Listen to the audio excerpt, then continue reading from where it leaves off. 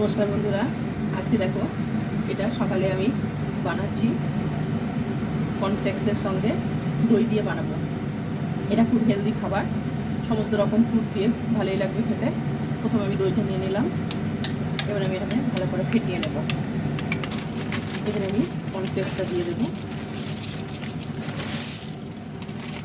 এবার ভালো করে আমি মিশিয়ে নেব। এর মধ্যে সামান্য একটু মধু দেবো, অল্প, যেহেতু টক দই সেইটুকু ভালো করে মিশিয়ে নেব।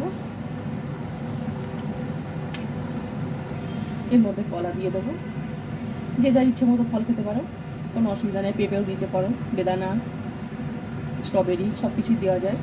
আমার ঘরে যে যে খাবারগুলো ছিল সেগুলো আমি দিয়ে দিলাম, যে ফলগুলো ছিল দিয়ে দিলাম, কিছুটা আঙুর, আর দিয়ে দেবো এবার আপেল।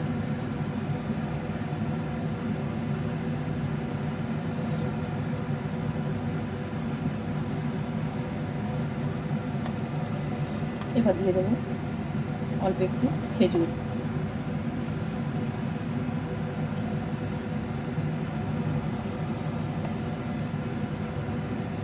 এবার দেব বাদামের মধ্যে আমি দিয়েছি আমন্ড বাদাম, তোমরা পেস্তাও দিতে পারো, অসুবিধা নেই।